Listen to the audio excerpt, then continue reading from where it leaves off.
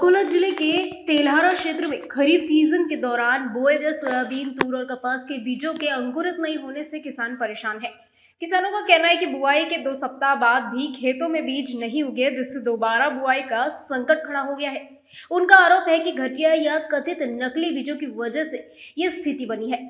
कई किसानों ने कर्ज लेकर बीज खरीदे थे, लेकिन अब उन्हें फिर से बीज, खाद और मजदूरी पर अतिरिक्त खर्च करना पड़ेगा। किसानों ने कृषि विभाग में शिकायत दर्ज कर दोषी बीज कंपनियों के खिलाफ सख्त कार्रवाई और तत्काल मुआवजा देने की मांग की है। कृषि विभाग से मामले की जांच कर प्रभावित किसानों को राहत देने की मांग भी उठ रही है। उन्नती पेरलाय 20 बॅगा। माझं नाव विक्की भास्कर महाले, गट नंबर 221 आहे। माझ्या 221 मध्ये काहीच सोयाबीन निघालेलं नाही आहे। सध्याची परिस्थिती अशी आहे, मी सोनं गहाण ठेवून म्हणजे बॅगा विकत आणल्या आहे कृषी सेवा केंद्रावरून, तेल्हाऱ्यावरून। पण शेतकऱ्यावर सध्या अशी परिस्थिती आलेली आहे, म्हणजे एवढं आसमानी संकट आलेलं आहे की समजा आत्महत्या करायची दुसरा पर्याय कोणताच उरला नाही आहे। म्हणजे बियाणं काहीच उगवलं नाही तर शेतकऱ्यानं करावं काय? एका दाण्याचे 100 दाणे होणं म्हणजे हे साधी सोपी गोष्ट नाही आहे।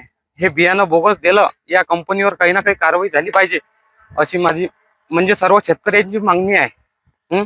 म्हणजे काही ना काही कठोर कारवाई करावं।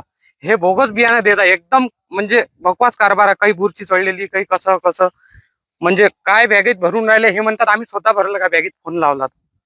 म्हणजे हे भरलं कोणी हे साहेब मला सांगा तुम्ही। म्हणजे खूप आसमानी संकट आलेलं आहे।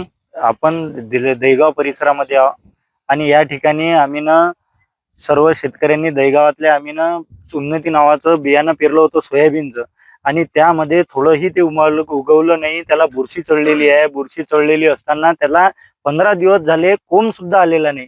अशा परिस्थितीमध्ये या सरकारच्या या कंपन्यांना जेव्हा फोन केला जाते तेव्हा ते आम्हाला म्हणतात, आम्हाला माहित होतं का त्याच्यात काय पेरलं आणि कसं टाकलं आणि काय होतं, ते उगवलं नाही तर त्याचा दोष तुमचा आहे, आमचा थोडी आहे, आम्हाला थोडी माहित आहे। मग यांची काहीतरी जबाबदारी आहे। आज दुपार पेरणीचं संकट आहे असं म्हटलं जाते की बा हातची पेर येत नाही। मग 15 दिवस झाले आम्ही पेरण्याले, पण अजून आमचं बियाणं त्याला साधा कोंब सुद्धा आलेला नाही। आमच्यावर एवढं मोठं संकट आहे। माझं एवढं मोठं क्षेत्र पडीत राहिलेलं आहे की ज्या क्षेत्रामध्ये आज काहीच उगवत नाही। आता पेरलं तरी ती उगवेल की नाही याची क्षमता नाही आहे। सगळं कर्ज गाळून इकडून तिकडून पैसा जुळवून आम्ही पेरणी केली, आणि आता दुबार पेरणीचं संकट आलं, आणि दुबार पेरणीला शासनानं काहीतरी मदत करावी जेणेकरून आमचं जगणं सफल होईल। जे एका दाण्याचे 100 दाणे आम्ही करणारे आहोत, जगाचे पोशिंदे आम्हाला म्हटलं जातं, पण माझ्याकडे, आमच्या शेतकरी राजाकडे सगळ्याकडे दुर्लक्ष होत आहे। म्हणून आम्हाला आर्थिक मदत करण्यात यावी आणि दुबार पेरणीसाठी आर्थिक मदत करण्यात यावी एवढीच विनंती आहे। पेरणी होऊन जवळजवळ 15 दिवस झालेले आहे। रवी कंपनीचं उन्नती पेरलं होतं आम्ही, आणि 15 दिवसात त्याचं 10% सुद्धा जर्मिनेशन झालं नाही।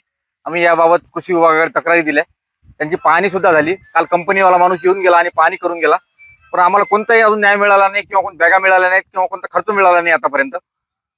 तरी आम्हाला कृषी विभागाकडून, शासनाकडून अशी गरज आहे की अशा कंपनीवर बॅन आणा आणि शेतकऱ्यांना न्याय मिळवून द्या, एवढीच आमची विनंती आहे।